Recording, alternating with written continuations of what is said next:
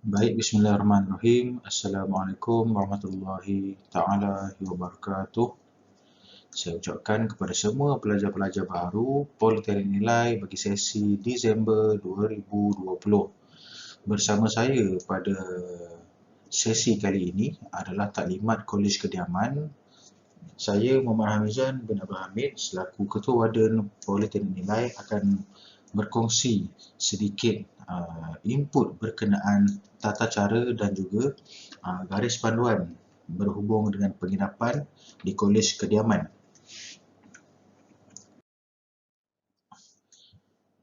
Okey, baik.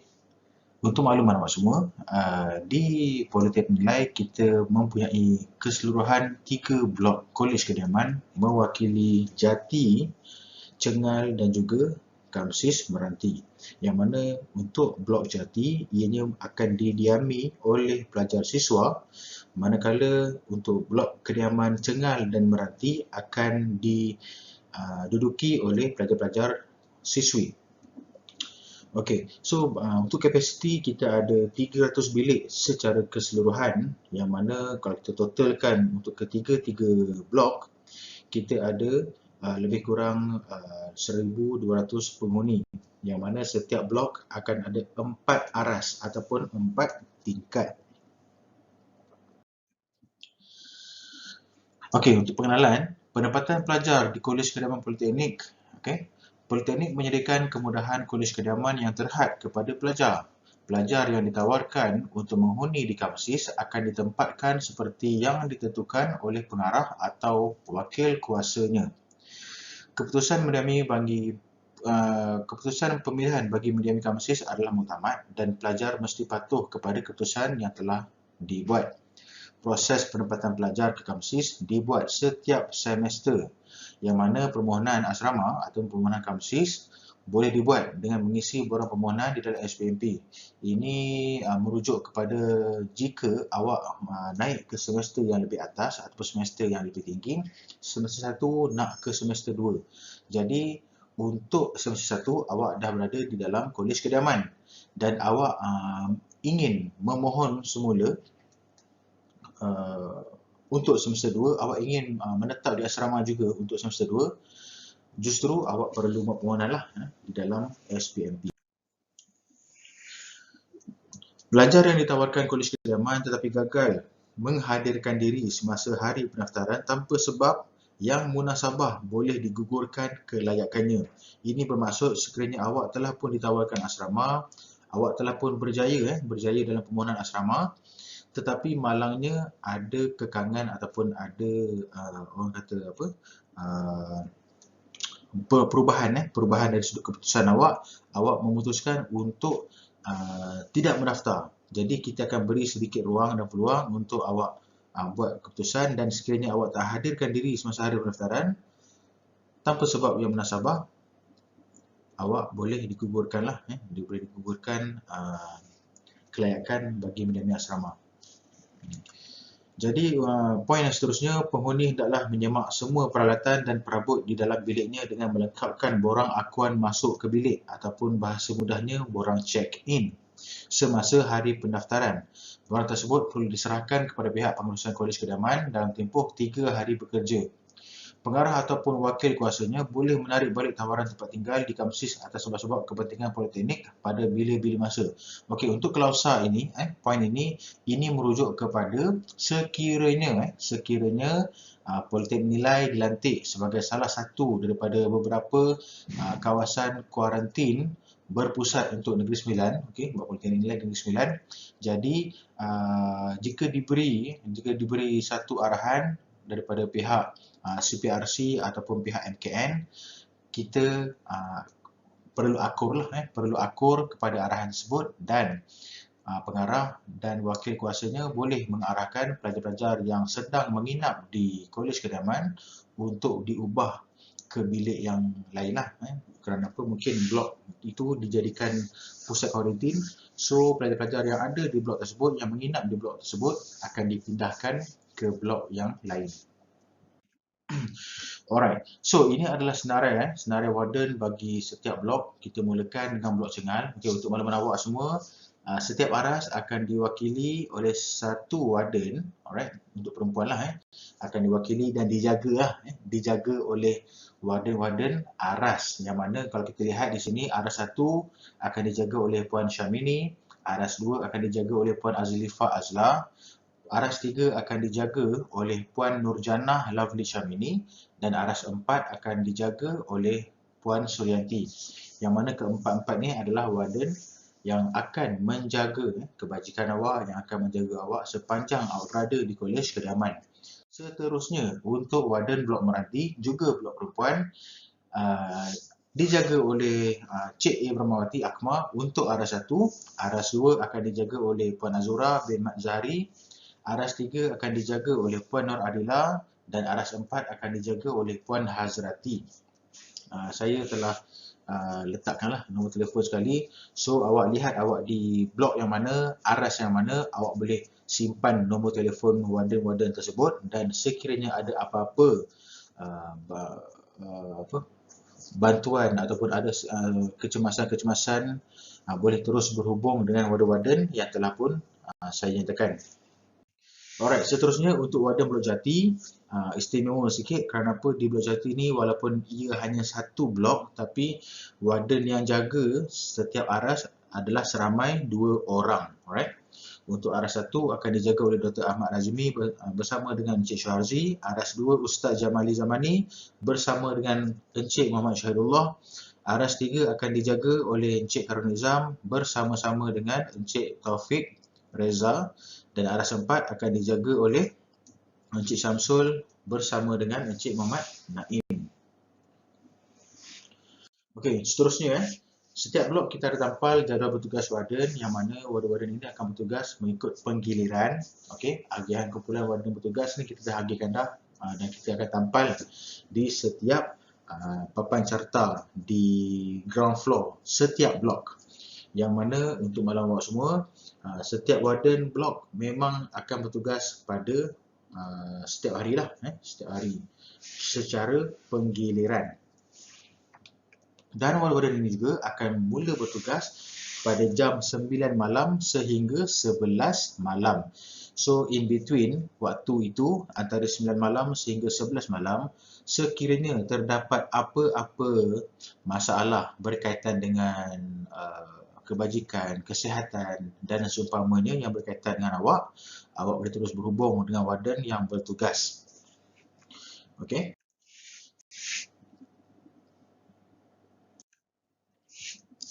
Jadi untuk yang slide seterusnya, saya teruskan kepada tata tertib am Kolej Kediaman. Okey, baik. Untuk poin pertama, penghuni hendaklah sentiasa berkelakuan baik serta berhemah tinggi dan sentiasa memelihara suasana harmoni di Kolej Kediaman pelajar.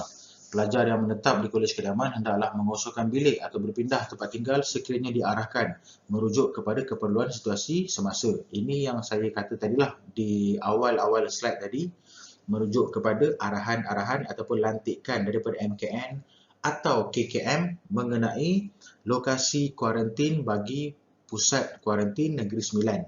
Jadi setakat ini kita masih lagi belum ada apa-apa arahan, so bermaksud tiada apa-apa yang perlu awak risaukan lah.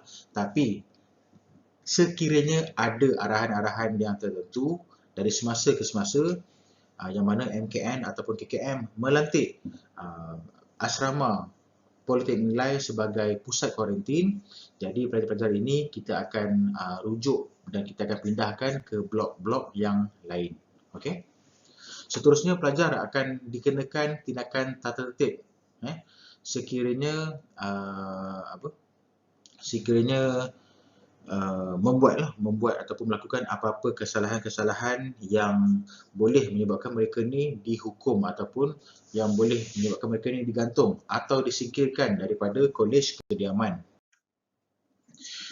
Yang seterusnya, hanya penghuni berdaftar sahaja yang dibenarkan tinggal di bilik Kolej Kediaman.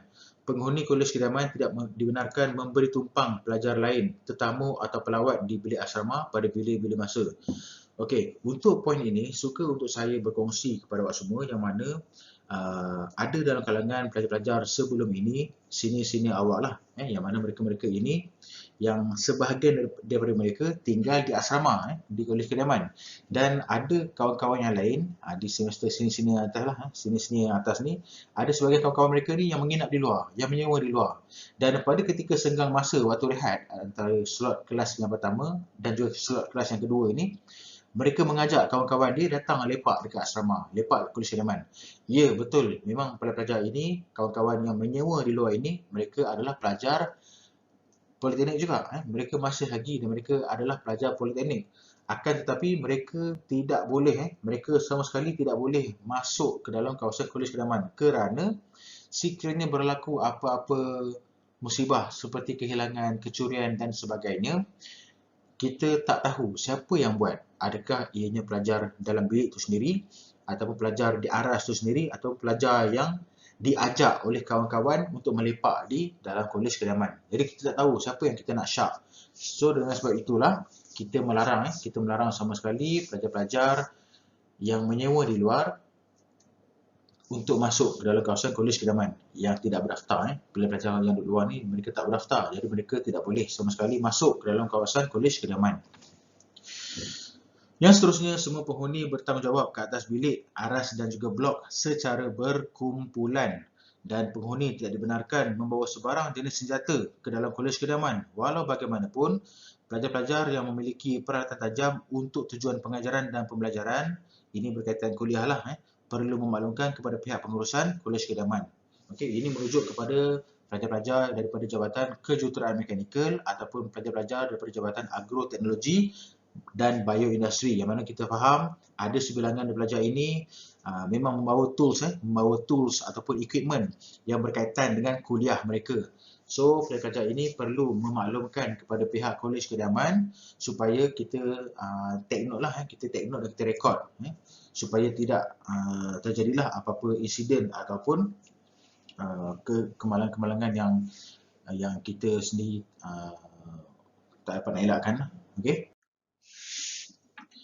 Yang seterusnya, semua peralatan yang terdapat di bilik kamsis tidak boleh diubah kedudukan atau diubah suai tanpa kebenaran daripada pengarah ataupun wakil kuasanya.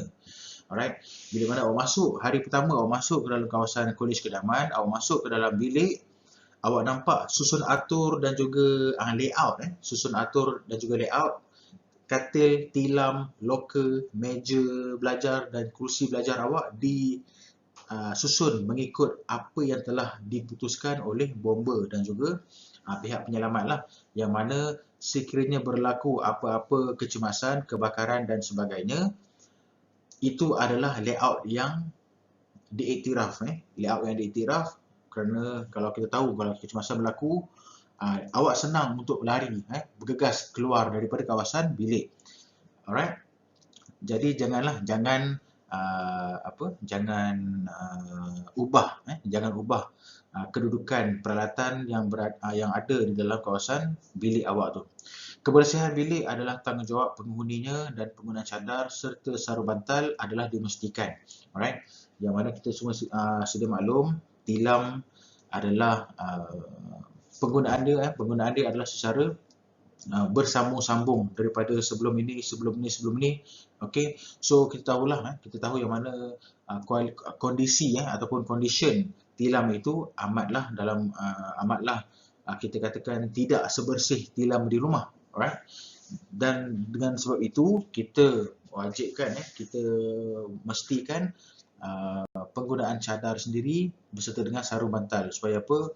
Supaya awak tak terkenalah gatal-gatal, gigitan hama dan seumpamanya. Keselamatan harta benda penghuni adalah tanggungjawab sendiri dan bilik hendaklah sentiasa dikunci bagi tujuan keselamatan.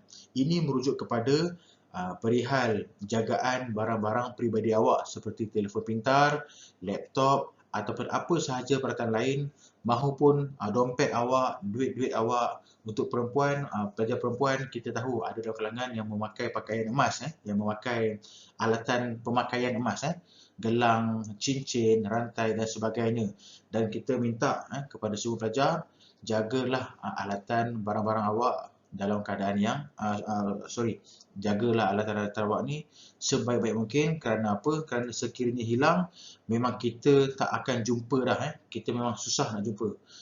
Setakat ini, dalam beratus-ratus kes yang kita terima selama saya jaga asrama ni, hanya satu kes sahaja yang kita dapat selesaikan. Yang lain memang tak selesai. Duit hilang RM200, RM300, ada laptop hilang, ada handphone hilang, kasut boot, kasut bola lelaki hilang, kasut sukan yang mahal, Skechers hilang. So that's why kita minta sangat-sangat kepada semua pelajar untuk menjaga semua peralatan, semua barang-barang peribadi dalam keadaan yang dijagalah. Dijaga, jangan leka, jangan cuai. Kerana apa? Ini dapat menyebabkan sesiapa saja yang teringin untuk ambil, mereka akan ambil lah. Alright. Okey, bertukar bilik tanpa kebenaran daripada pengarah atau wakil kuasanya adalah tidak dibenarkan. Jangan sama sekali jangan. Kerana apa? Data yang telah pun kita rekodkan di pihak pejabat pengurusan asrama adalah kekal dan muktamad. Bermaksud sekiranya awak tukar secara tanpa izin ataupun tanpa kebenaran, ini akan menyebabkan ianya menjadi satu kesalahan kesalahan pertengahan atau kesalahan sederhana. Okey, ini adalah contoh gambaran jelas situasi pemandangan yang tidak berapa enak. Yang mana awak dapat lihat tuala digantung di kerusi dan awak dapat lihat kat situ di atas meja belajar tu terdapat macam-macam benda lah. Awak nampak kat situ ada cawan, ada botol, semuanya dalam keadaan yang tidak teratur. Ini adalah contoh-contoh yang mana sebagai seorang pelajar, saya percaya awak semua telah pun besar, telah pun matang. Jadi sepatutnya sebagai seorang pelajar IPT, awak semua perlu lebih mementingkan sudut kebersihan, sudut kecantikan dan sebagainya. Ini pula adalah gambaran terhadap pelajar-pelajar yang menggunakan tilam tapi tidak menggunakan cadar. Awak dapat lihat di situ, tilam tu memang dah digunakan pakai oleh senior-senior sebelum. Sampai pada batch dia ni, pelajar ni, dia tak pakai cadar. Dia terus tidur je dekat atas tilam tu tanpa beralaskan cadar.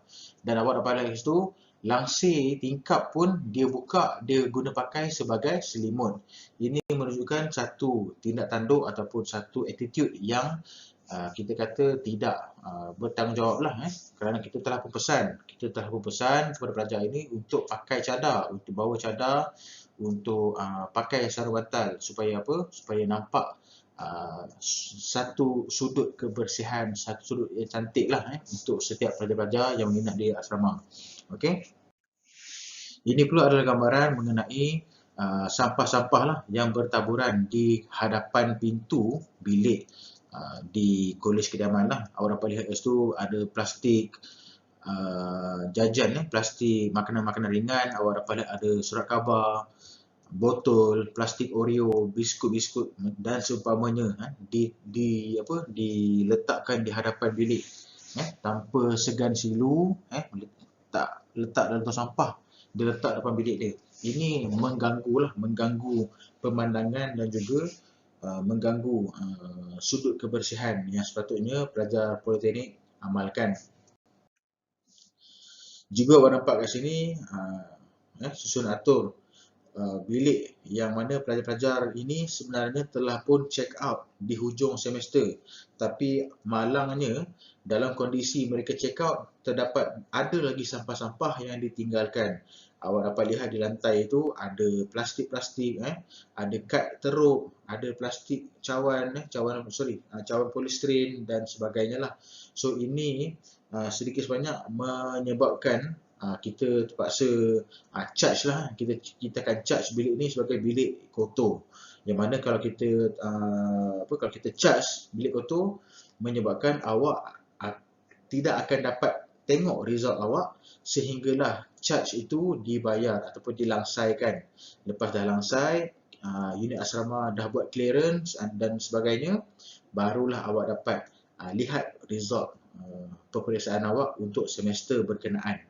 Jadi saya harapkan kepada semua pelajar-pelajar baru sesi Disember 2020 untuk sentiasa menjaga kebersihan ketika mana masuk, itulah keadaan dia, dan sama juga keadaannya ketika mana awak keluar meninggalkan Kolej Kedaman untuk bercuti semester. Okey, yang seterusnya, pelajar lelaki dilarang sama sekali memasuki kawasan kamsis perempuan atau sebaliknya.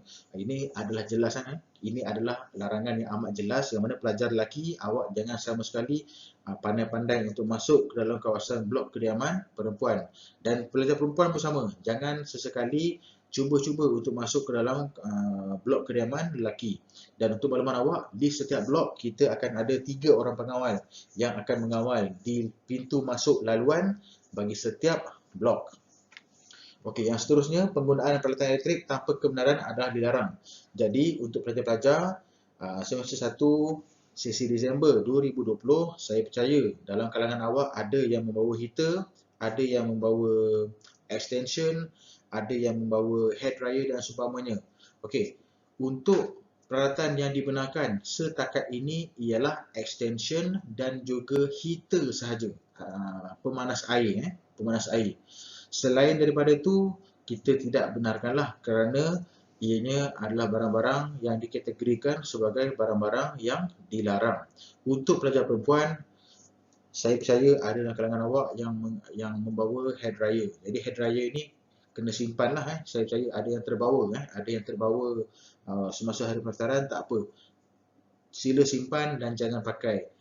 Sila simpan dan jangan pakai. Dan jika ada peluang ataupun awak dah check out nanti, awak terus bawa balik rumah. Dan bila mana kalau warden buat rondaan, tak kisahlah pada waktu apa sekalipun, dan didapati awak sedang menggunakan alatan-alatan yang dilarang, kami akan ambil rampas dan kami akan rekodkan awak sebagai pesalah ataupun kita kata melakukan kesalahan membawa barangan ataupun peralatan yang tidak dibenarkan. Okey, yang seterusnya, penghuni tidak dibenarkan sama sekali menghisap, menyimpan atau memiliki sebarang jenis rokok di dalam bilik kamsis. Ini juga termasuklah rokok elektronik ataupun vape vape ataupun pod dan seumpamanya yang berkaitan dengan rokok rokok tradisional ataupun rokok konvensional yang tembakau yang berasap tu, ataupun pod, vape dan seumpamanya.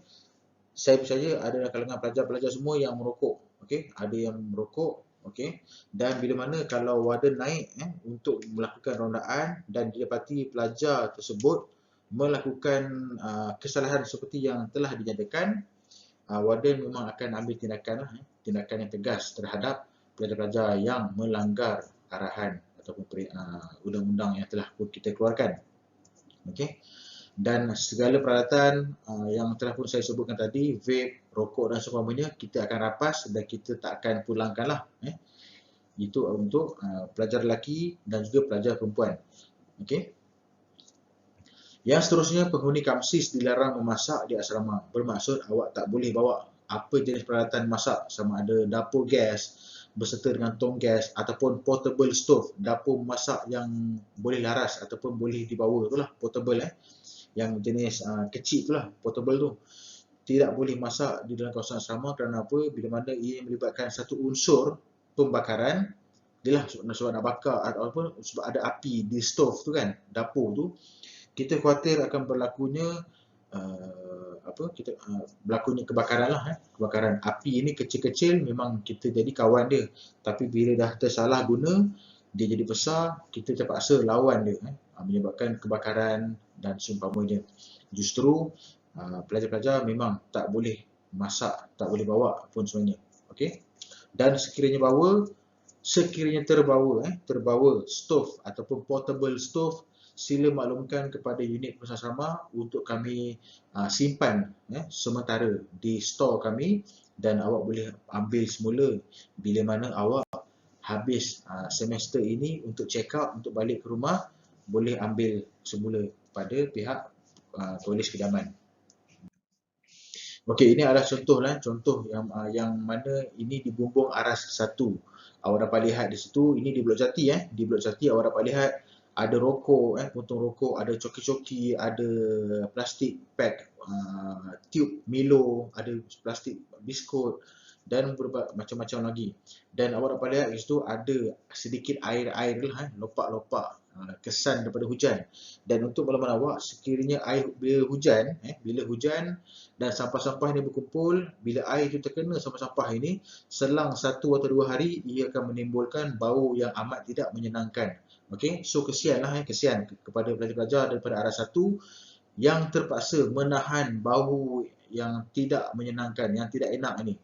So, minta rasa baik awak semua untuk sentiasalah menjaga kebersihan, sentiasa menjaga keceriaan supaya tidak lagi berlaku perkara-perkara seperti yang awak nampak di depan di depan slide ni lah.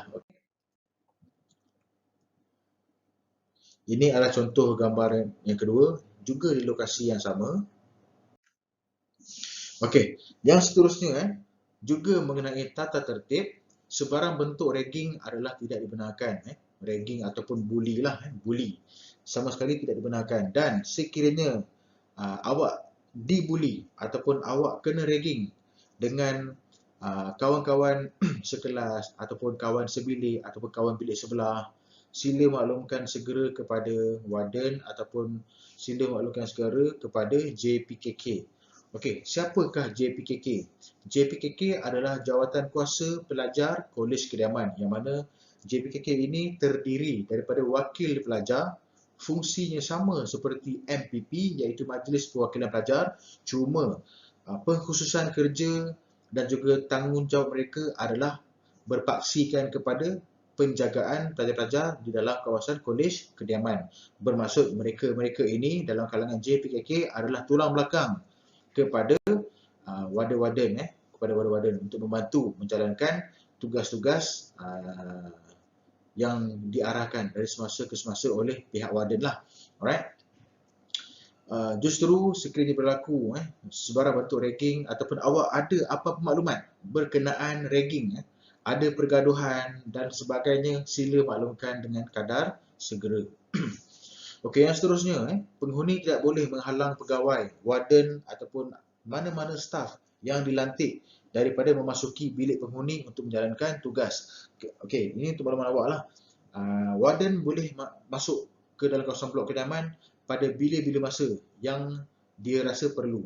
Okey, kalau dia rasa nak masuk bilik awak pukul 11.30 malam, mereka boleh berbuat demikian dan awak sama sekali tidak boleh mempersoalkan kenapa warden perlu naik pukul 11.30 malam, kenapa warden perlu naik pukul 1 pagi. Kerana warden, jika dilihat dari sudut job description dan juga carta alih tugas warden bertugas di pejabat pada 9 hingga 11 malam. Dan selepas 11 malam, warden boleh membuat rondaan di kawasan sekitar blok kediaman jagaan mereka. Okay. So bila mana awak nampak warden, jangan awak nak halau dia, jangan kerana ia akan menyebabkan berlakunya pelanggaran perintah lah. Awak dah pun berkelakuan kurang sopan, awak suruh dia keluar dan sebagainya, nanti dia dah jadi perkara yang lebih serius. Okay. Alright, yang seterusnya, selepas jam 11 malam, hanya penghuni bilik sahaja yang boleh berada di bilik masing-masing. Alright. Pelajar luar dilarang berada di blok Kolej Kediaman pada bila-bila masa. Penghuni tidak dibenarkan menghadiri atau mengelola apa-apa sahaja perjumpaan tanpa kebenaran pengarah ataupun wakil kuasanya. Dan sebarang bentuk penyambungan ataupun pendawaian elektrik, wiring di dalam kamsis adalah dilarang. Okey, secara keseluruhan, untuk makluman awak, selepas jam 11 malam, sekiranya bila warden buat rondaan, didapati ada ahli bilik lain yang berada di bilik berkenaan. Okay, contoh, pelajar A ni, dia di bilik J112, tapi dia pergi melepak dekat bilik J124, contoh. Contoh, dan selepas jam 11 malam, didapati kalau ada kehadiran pelajar-pelajar yang selain daripada bilik itu, pelajar-pelajar boleh dikenakan tindakan. Penghuni tidak dibenarkan membuat bising sehingga mengganggu ketenteraman penghuni lain. Ini merujuk kepada semua pelajar lah. Tak kisah sama ada pelajar lelaki maupun pelajar perempuan, dalam apa jua masa sekalipun, waktu siang, tengah hari, petang, malam ataupun tengah malam, sila jaga dan kawal suara anda. Kerana apa? Kerana untuk jati, sebelah blok jati adalah kuartus pegawai ataupun kuartus pensyarah. Sama juga seperti di blok Meranti dan juga Cengal, yang mana di hadapan blok Cengal terdapatnya satu kuartus pensyarah, iaitu kuartus Angsana. Cengal, di hadapan Cengal ada dua kuartus, iaitu kuartus Bakawali dan juga kuartus Cempaka, yang mana setiap kuartus tersebut didiami oleh pensyarah. Justru hormati masa mereka, hormati waktu, yang mana kita tahu dan kita faham waktu malam adalah waktu yang diperuntukkan untuk rehat.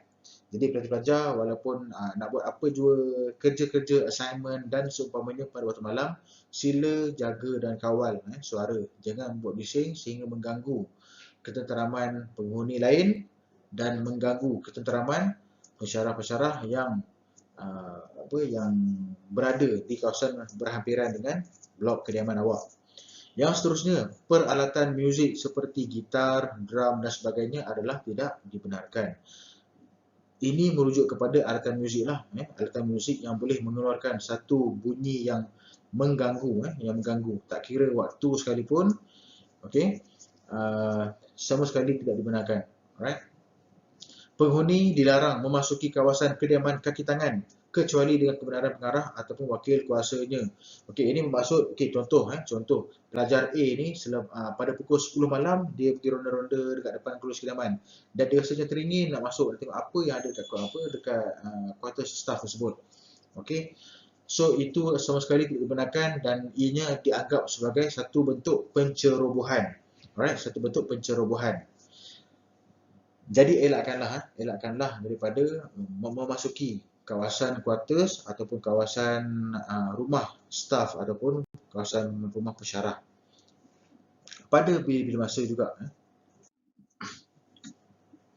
Okey, yang seterusnya, pelajar lelaki dan perempuan tidak dibenarkan berdua-duaan dalam keadaan yang kurang sopan dan mencurigakan sama ada di dalam ataupun di luar kampus. Ini merujuk kepada mempelai ataupun pasangan-pasangan merpati dua sejoli je lah. Tak kisah dalam waktu apa sekalipun, waktu siang ke, waktu tengah hari, petang ke, bila mana kita kata berdua-duaan ini, ia boleh menimbulkan satu syak wasangka dan menimbulkan curiga.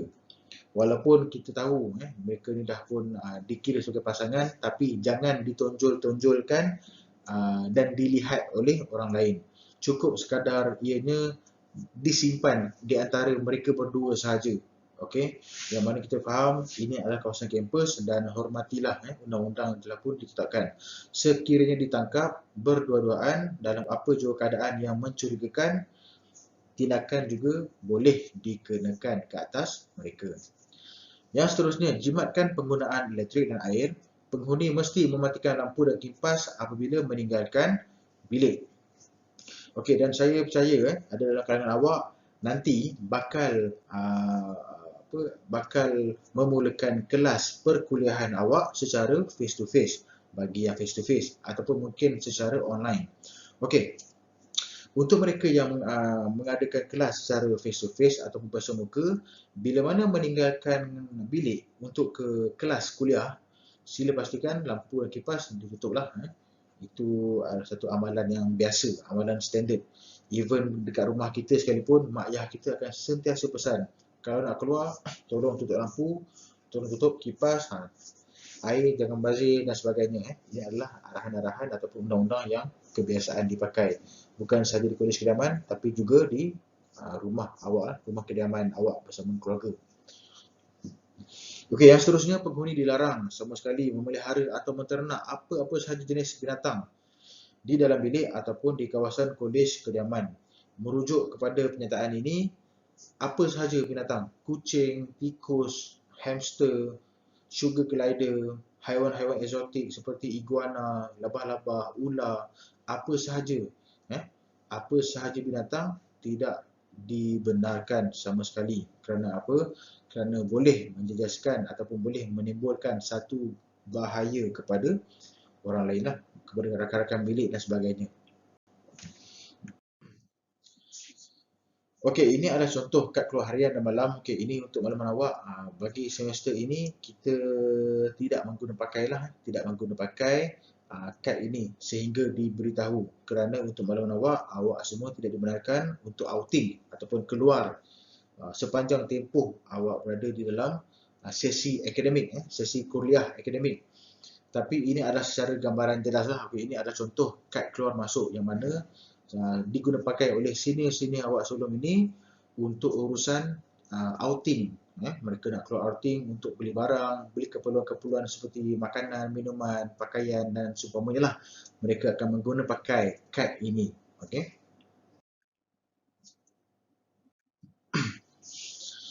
Okey, baik. Untuk peraturan minimum tetamu, ini adalah slide mengenai sekiranya di luar ataupun sebelum berlakunya COVID lah, sebelum berlakunya wabak pandemik COVID-19 ini. Tetamu penghuni kamsis hendaklah dilayan di kafeteria atau di tempat yang disediakan dengan kebenaran pengarah ataupun wakil kuasanya. Okey, kebiasaan parent yang datang akan berjumpa pelajar di kafeteria. Di kafeteria sama ada di kafe Sri Lawang ataupun kafe Siantan. Okey, tetamu dilarang sama sekali daripada memasuki kawasan ataupun memasuki bilik kamsis. Okey, memang sama sekali dilaranglah. Even dia adalah mak awak ataupun ayah awak, abang, adik atau kakak sekalipun, tidak sama sekali tidak dibenarkan untuk memasuki kawasan kampus. Kerana kawasan kampus, kawasan bilik adalah privasi pelajar-pelajar yang menginap di dalam bilik tersebut. Pelawat yang bukan pelajar politeknik dikehendaki mengambil pas pelawat di Pondok Keselamatan semasa memasuki kawasan politeknik. Dan masa melawat adalah pada hari kuliah 4 petang sehingga jam 7 malam, cuti hujung minggu ataupun umum 8 pagi sehingga jam 7 malam. Okey, ini adalah peraturan menerima tetamu sebelum situasi pandemik COVID untuk makluman awak lah. Tetapi dalam konteks situasi wabak pandemik COVID-19 ini, ibu bapa ataupun penjaga ataupun tetamu yang ingin melawat sama sekali tidak dibenarkan. Yang mana mereka datang dan hantar awak pada hari pendaftaran, itu adalah sesi bersemuka untuk seketika je lah. Selepas awak dah masuk ke asrama, parent awak pulang, selepas tu dah tak boleh dah nak jumpa ataupun makan-makan di kafeteria dan sebagainya, memang tak boleh. Kerana ini adalah arahan yang telah pun dikeluarkan oleh pihak pengurusan, yang mana tiada lawatan dibenarkan selepas pelajar masuk menginap di dalam kawasan kolej kediaman. Okey, kerana kita nak mengekang dan juga nak memutuskan penularan wabak COVID-19 ini, kita nak putuskan rangkaian dia. So, bila awak masuk ke sini, parent awak dah keluar, jadi kita tak benarkan parent awak untuk datang melawat. Tolong maklumkanlah, tolong maklumkan kepada ayah awak. Dan peraturan yang saya beritahu ni tadi ni juga adalah diguna pakai ataupun telah pun diamalkan di sekolah-sekolah berasrama penuh, MRSM, kolej matrikulasi, okey, kolej Tunku Prussia dan lain-lain lagi lah, telah pun diamalkan oleh institusi-institusi pendidikan yang lain.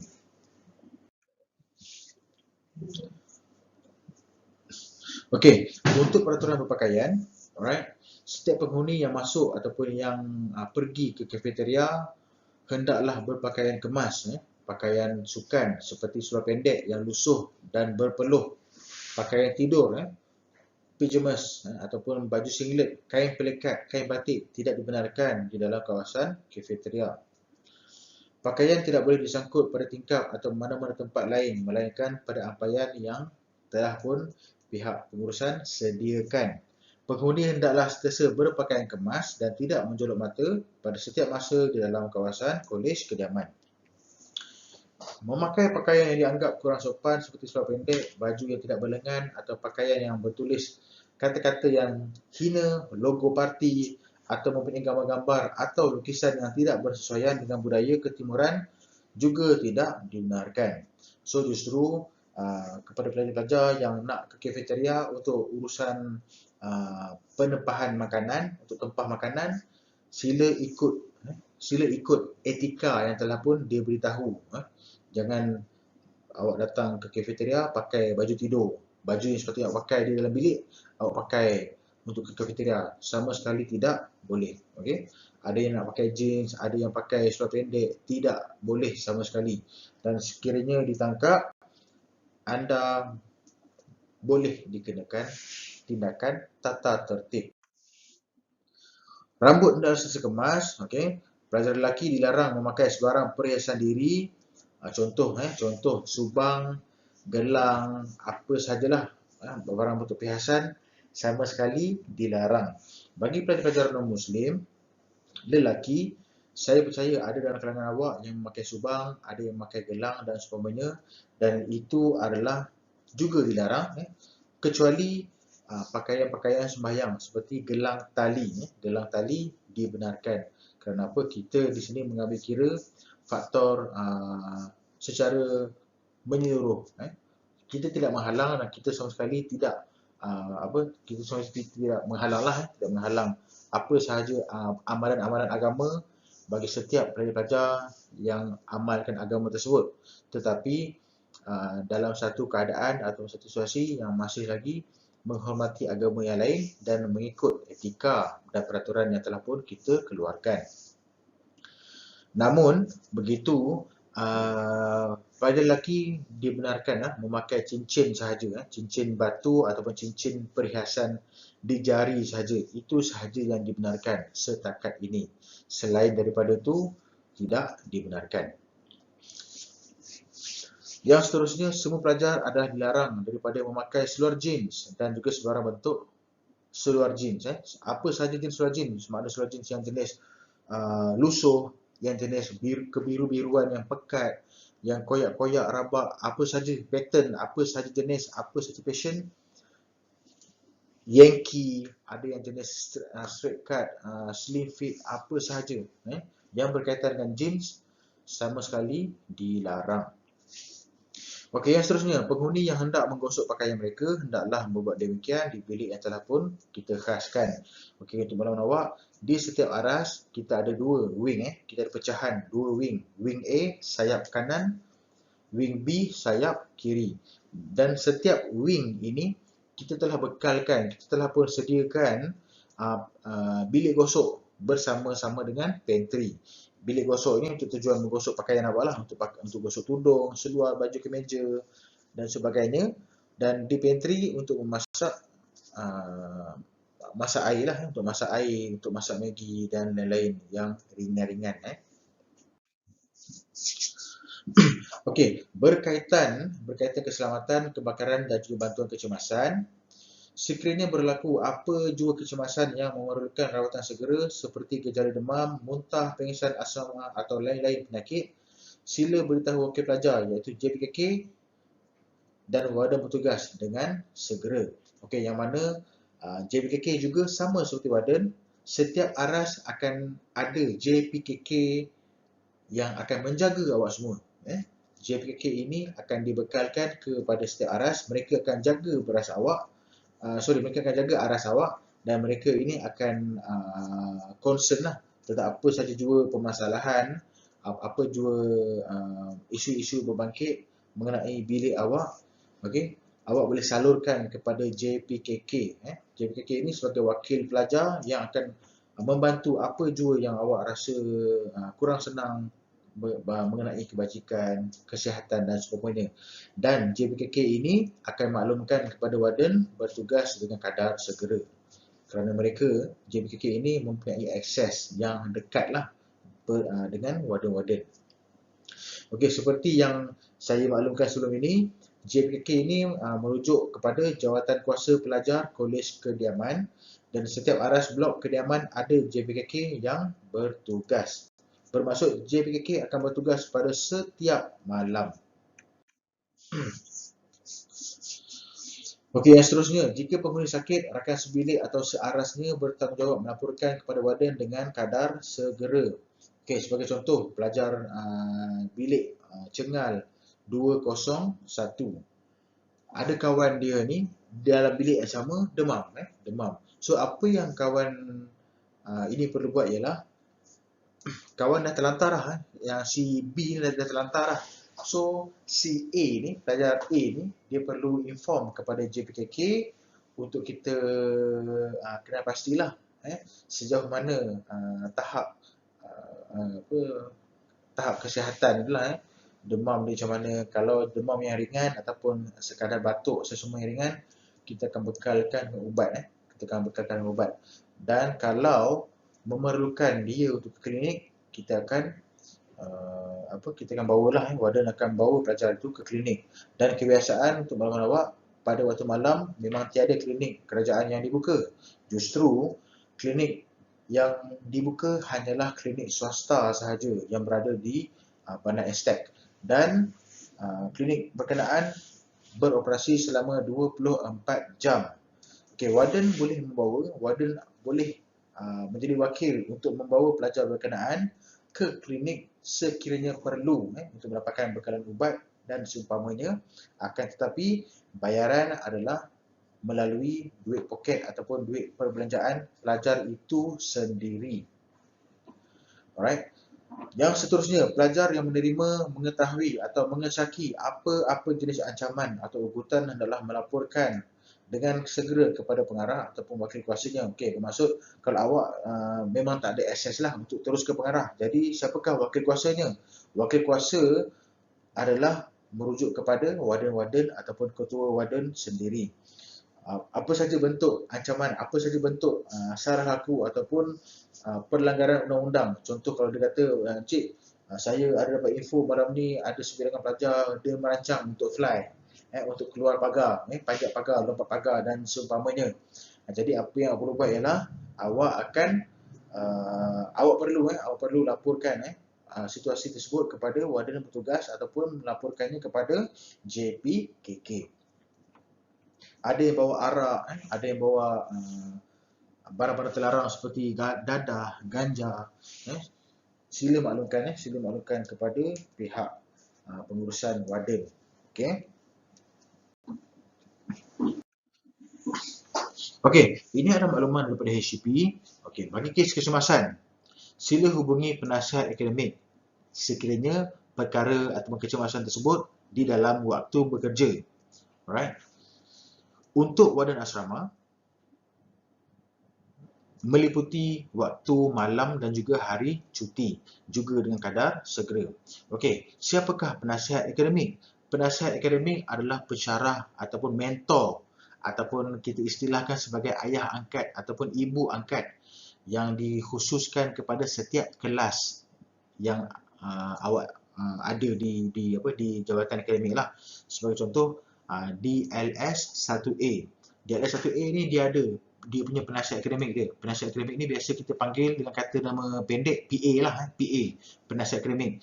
Penasihat akademik ni yang akan bersama-sama dengan awak sepanjang tempoh 3 tahun awak diploma di politeknik lah. So, bila mana berlaku kes kecemasan pada waktu pejabat atau waktu bekerja, maklumkan kepada PA. So PA akan mengambil tindakan yang sewajarnya lah. Okey, sekiranya di luar waktu pejabat, yang mana dia dah habis kelas, dia dah settle semua kelas dan sebagainya, dia berada di kawasan bilik. Dia berada dalam kawasan bilik juga maklumkan kepada warden. Maklumkan kepada warden untuk kita ambil tindakan. Alright. So, untuk pelajar-pelajar yang sakit, pelajar yang sakit pada waktu siang, HCP menyediakan pengangkutan untuk ke klinik. Jadi, pelajar yang sakit boleh terus ke HCP untuk mengisi borang pergerakan untuk klinik dan kita akan sediakan van ataupun mana kenderaan yang bersesuaian, yang available untuk menghantar pelajar ke klinik. Klinik yang akan kita hantar ialah di klinik LBJ, klinik kerajaan klinik kerajaan LBJ ataupun klinik kerajaan Kuartus KLIA.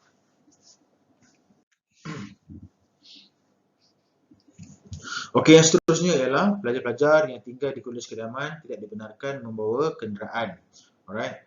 Memang sama sekali tidak dibenarkanlah. Kalau awak bawa juga kenderaan itu perlu parking di kawasan luar kolej, di kawasan luar politeknik, di kawasan luar kampus, di kawasan parkir, kawasan lapang di hadapan pintu masuk itulah, yang mana bila mana parking di kawasan luar kampus, sekiranya terjadi apa-apa isu seperti kereta dipecahkan ataupun dirosakkan, ataupun cubaan mencuri oleh pencuri, itu semua adalah bukan tanggungjawab daripada pihak politeknik. Okey. Semua kenderaan pelajar yang dibenarkan hendaklah mendapat pelekat atau stiker khas daripada JHCP dan diletakkan di tempat yang dikhaskan sahaja. Okey, kenderaan pelajar tidak boleh diletakkan di kawasan kamsis. Okey, untuk statement ini ia merujuk kepada pelajar-pelajar wakil pelajar sahaja ataupun NPP, JPKK atau PRSP yang mana mereka ini berkhidmat bersama-sama dengan staf ataupun pihak pengurusan dan ada keistimewaan yang diberikan oleh pihak pengurusan untuk membenarkan kenderaan pelajar-pelajar ini dibawa masuk bagi memudahkan pergerakan mereka dari satu tempat ke satu tempat yang lain di dalam kawasan kampus untuk urusan kerja. Selain daripada wakil pelajar, setakat ini kita tidak benarkan sama sekali. Ini adalah contoh kebersihan, isu kebersihan lah, yang mana orang dapat lihat di sini lenderan lemak ataupun minyak yang telah pun berkumpul di dalam saluran paip. Awak nampak di baldi tu ada sisa-sisa Maggi yang mana diamalkan sebelum ini lebihan-lebihan kuah Maggi ni dibuang di dalam sinki, alright?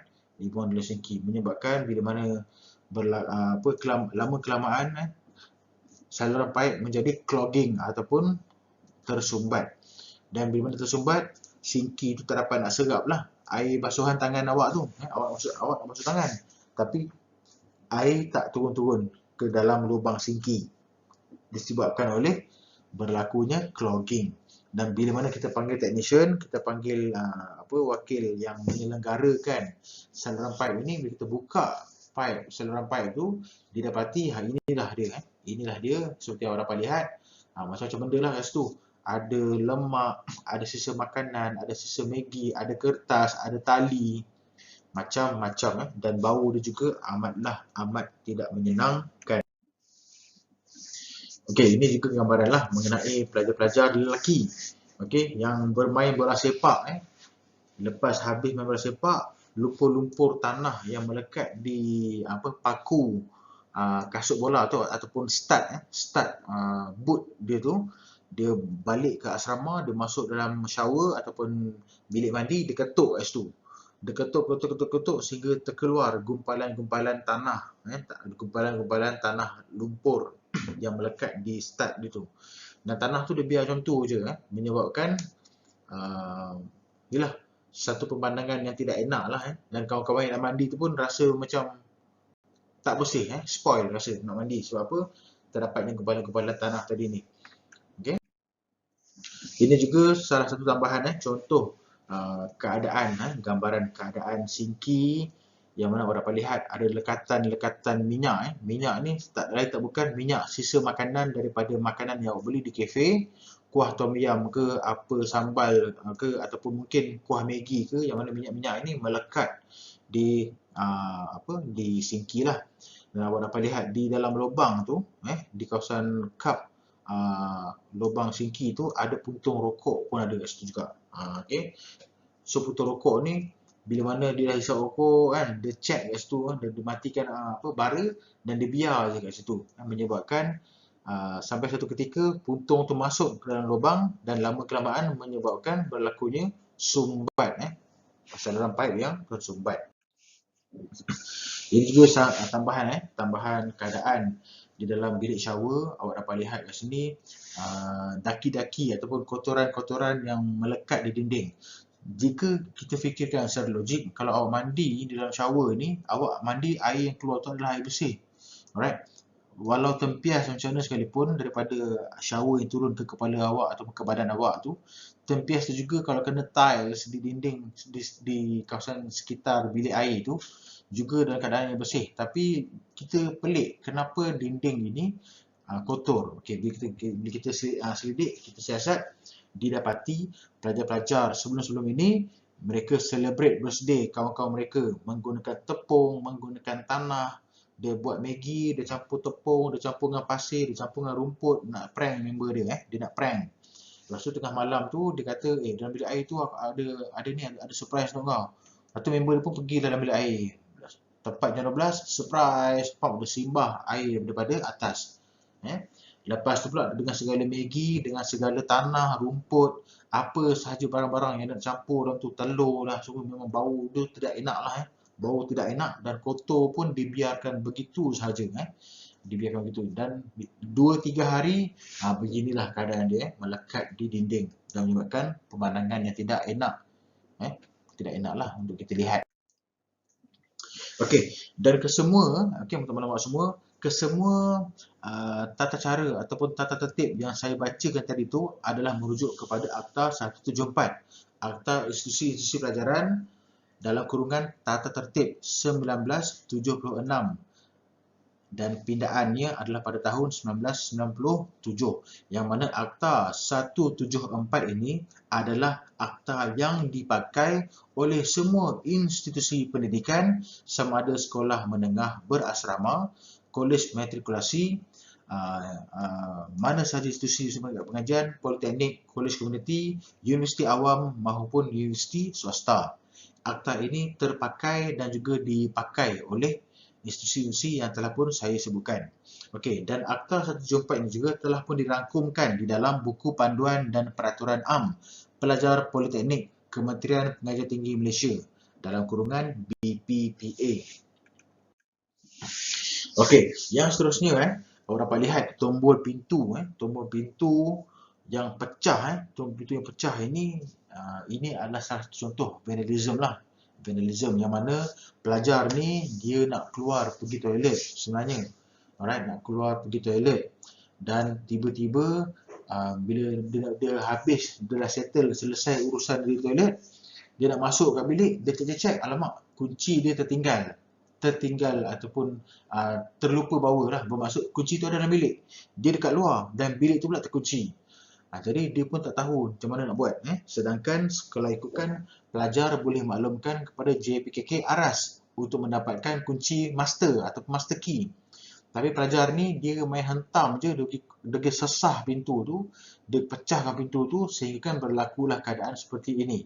Okey, untuk makluman awak, pintu bilik awak adalah pintu bilik yang berkategori ataupun yang bergrade tinggi. Pintu itu yang mempunyai 3 ataupun 4 lapisan pintu rintangan api. Bermaksud sekiranya berlaku apa sahaja yang berkaitan kebakaran, api yang marak tu dia akan makan pintu lah dia akan makan pintu.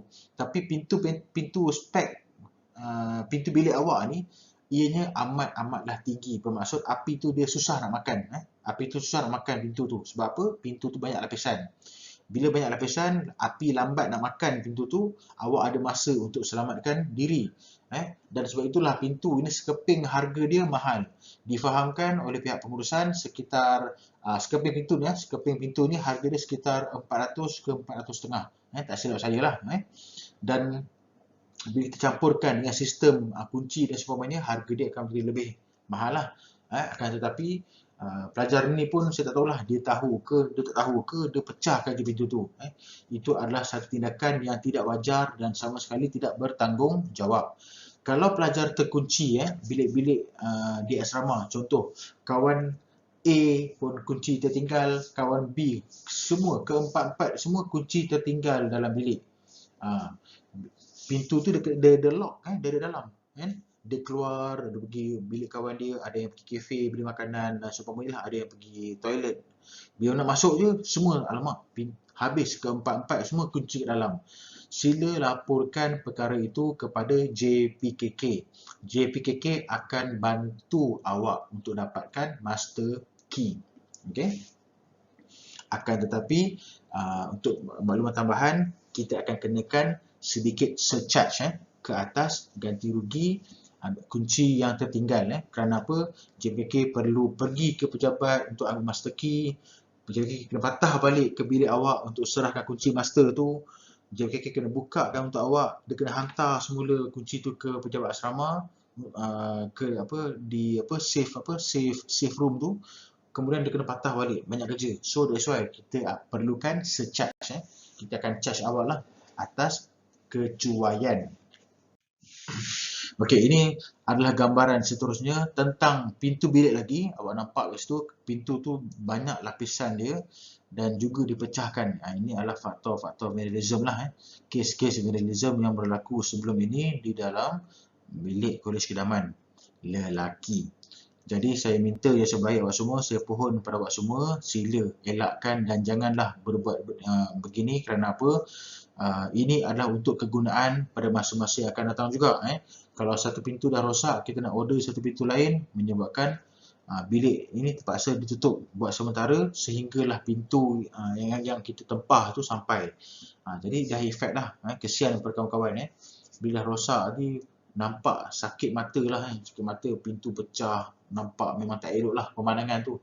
So cuba-cubalah untuk elakkan daripada membuat salah laku vandalisme.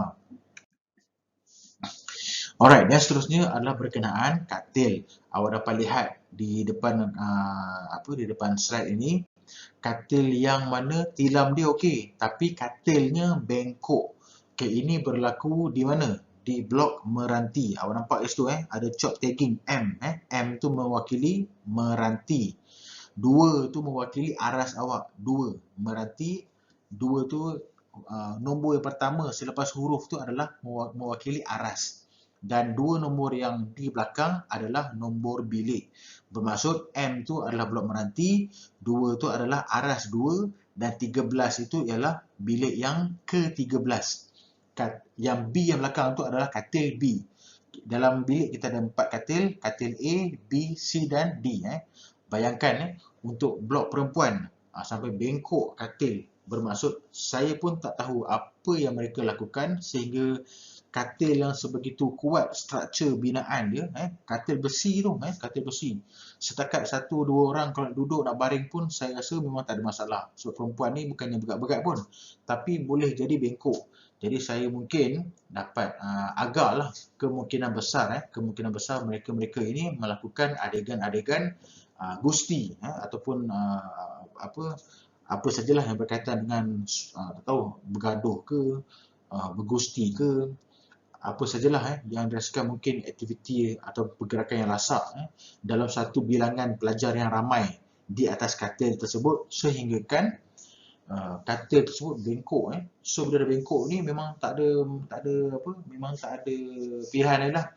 Memang kita terpaksa awak memang kena buat laporan kepada pejabat asrama untuk mereka ambil tindakan. Kita hanya boleh pasang pasak je dekat bawah tu, pasak besi tu. Alright? Jadi untuk itu tolong elakkan sebab katil awak ni Sam Jong Sam, kalau benda ni berlaku awak tidurlah dalam keadaan yang badan melengkung sehinggalah katil ini dibaiki. Okey, ini ada satu lagi kes-kes contoh vandalisme yang berlaku yang mana pelajar juga pelajar-pelajar sebelum ini membuat khianat kepada alat pemadam api ataupun fire extinguisher. Awak dapat lihat kat situ serbuk ataupun tepung yang bertebaran di atas lantai itu disebabkan oleh pelajar ni khianat. Dia tarik picu ataupun pin alat pemadam api itu sehinggakan terkeluarnya lah, dipicit sampai terkeluar, dipicit itu so bila mana dipicit tu menyebabkan pressure semakin berkurang. Dan saya soal pada mereka, sekiranya terjadi apa sahaja bentuk kebakaran dan pada ketika itu alat pemadam api tak dapat dipakai, tak dapat diguna pakai, apa yang akan berlaku? Api akan makin merebak. Kerana apa? Kerana kita tak ada satu alatan khusus untuk nak madam api. Sebab pemadam api itu pun tak ada pressure, tak ada serbuk, tak ada tepung, powder ataupun serbuk lah, menyebabkan api tak dapat dikawal dengan lebih cepat. menyebabkan ianya marak menjadi lebih besar. Ini punca ini punca dia. Sebab itu tolong alat pemadam api, alatan keselamatan, tolong jangan kacau dia. Guna bila perlu sahaja. Okey, guna bila perlu sahaja. Jangan dengki. Okey, jangan dengki. Untuk kes vandalisme seperti ini, kami memang tiada pilihan lain. Kalau didapati ada lagi berulang kes-kes seperti ini, kita akan kenakan surcharge kepada wing berkenaan. Alright? Kita memang tak akan tahu siapa yang buat. Memang tak akan ada siapa yang akan mengaku. Justru kita akan charge keseluruhan satu wing. Kalau wing A yang buat, satu aras wing A tu kita akan charge untuk kesalahan vandalisme. Dan bila mana saya cakap mengenai charge, ianya melibatkan sekatan untuk ke dalam peperiksaan akhir ataupun sekatan terhadap awak untuk nak check result yang bakal keluar nanti. Okey, sehinggalah awak bayar kadar ataupun amount surcharge tersebut, barulah kita releasekan awak untuk awak tengok result awak ataupun awak masuk ke dalam dewan peperiksaan untuk jawab peperiksaan. Okey, so jangan melakukan perkara yang sama. Okey, yang seterusnya, peringatan bersama, kebersihan dan keselamatan peralatan adalah tanggungjawab bersama. Kedudukan perabot sama sekali tidak boleh diubah. Jaga batas pergaulan dan pakaian. Jaga SOP yang telah dikuatkuasakan oleh MKN dan juga KKM. Jangan guna barang yang dilarang di dalam bilik. Ampaian perlu digunakan dengan baik. Tukar bilik tidak dibenarkan sama sekali. Isi borang maklumat di pintu bilik berserta dengan gambar. Ini adalah sekadar rangkuman ataupun ringkasan untuk maklumat awak. Okey. Untuk garis panduan, sepanjang awak berada di sesi Disember 2020 di Kolej Kediaman, pelajar tidak dibenarkan keluar ataupun outing sepanjang menginap di dalam asrama. Pengusaha kafeteria iaitu Kafe Tanjung, Kafe Siantan ataupun Kafe Lawang telah dimaklumkan untuk membuka kafe sepanjang keberadaan awak di dalam asrama. Pembelian makanan adalah secara pack food ataupun take away sahaja. Justru pelajar-pelajar sama sekali tidak boleh makan di kawasan sekitar meja-meja di kafeteria. Urusan pembelian makanan hanya berkisarkan bungkus dan makan di bilik sahaja. Ibu bapa tidak dibenarkan berjumpa dengan pelajar. Okey, ini telah saya terangkan sebentar tadi. Penghantaran barang-barang hanya dihadkan di pos utama pengawal sahaja. Okey, ini berkenaan sekiranya ada parents ataupun keluarga ataupun penjaga yang nak hantar barang pelajar, kita tidak benarkan awak jumpa secara bersemuka. Ini bermakna parent masih lagi boleh menghantar barang-barang. Kita tak larang, kita tak hadkan. Cuma yang kita hadkan ialah parent hantar barang di pos utama dan barang tersebut perlu dilabelkan nama awak, nombor matrik dan juga nombor bilik, aras mana, blok mana. Itu sahaja. Kemudian parent akan beredar balik ke rumah masing-masing ke rumah mereka, dan pelajar akan collect sendiri barang tersebut di pos utama pengawal. Alright. Okey, pelajar dibenarkan untuk mengimarahkan pusat Islam. Jadi untuk ini, untuk SOP di pusat Islam, untuk makluman awak, di pusat Islam, untuk awak solat secara berjemaah, awak perlu membawa mask, kena pakai mask, kena bawa sejadah dan pastikan awak berwuduk siap-siap di kawasan Kolej Kediaman wuduk siap-siap di dalam awak punya bilik air, area bilik air awak di kawasan Kolej Kediaman. Maknanya awak turun tu, masuk scan dan sebagainya, terus masuk untuk solat. Dan juga solat sama seperti di masjid-masjid ataupun di pusat-pusat ibadah, di madrasah, surau dan sebagainya, sama sahaja konsepnya, sama sahaja SOP-nya. Dan kita tak larang, silakan untuk kita imarahkan pusat Islam kita. Okay, pusat Islam kita besar, boleh menampung kapasiti lebih daripada 250 orang pelajar dengan penjarakan. Kalau tanpa penjarakan, memang boleh menampung sehingga 1,200 pelajar dalam satu masa. Okey, untuk makluman awak juga, PI ataupun pusat Islam kita ada solat Jumaat. Jadi tak perlu risau dekat mana nak solat Jumaat ni. Di PI tu sendiri kita ada solat Jumaat, ada wakil pegawai ataupun staf ataupun syarah ataupun ustaz-ustaz daripada luar yang akan datang untuk beri khutbah, untuk mengimamkan solat Jumaat kita. Alright. Okey, ada pertanyaan, mungkin ada pertanyaan sekiranya mereka nak order Foodpanda, ada yang nak order Domino's, ada yang nak order McD's delivery, ada yang nak order apa sajalah makanan-makanan delivery fast food yang saya kata ni fast food. Okey, untuk pembelian ataupun penempahan makanan secara atas talian fast food tadi, ia adalah dibenarkan, tiada masalah. Alright, tiada masalah. Dan collection ambilan makanan tersebut adalah di Cafe Sri Lawang. Cafe Sri Lawang. So mungkinlah kalau awak rasa awak dah bosan nak makan makanan kafe, awak rasa macam awak nak ubah selera awak boleh order Domino's. Kita ada Domino's kat sini, awak boleh order, Domino's boleh hantar. Awak boleh order KFC, awak boleh order makanan-makanan yang ada dalam Foodpanda tu lah, menu-menu yang ada dalam Foodpanda tu, awak boleh order, tak ada masalah. Dan urusan ambilan makanan adalah di Cafe Sri Lawang. Okey, ini adalah borang maklumat pelajar yang kita akan berikan untuk awak tampal di depan pintu bilik awak. Yang mana awak dapat lihat butiran di situ, butiran mengenai kita perlukan gambar berukuran pasport dan isikan nama, nombor pendaftaran, kelas awak, kelas apa dan juga nombor telefon. Kerana apa kita buat macam ni?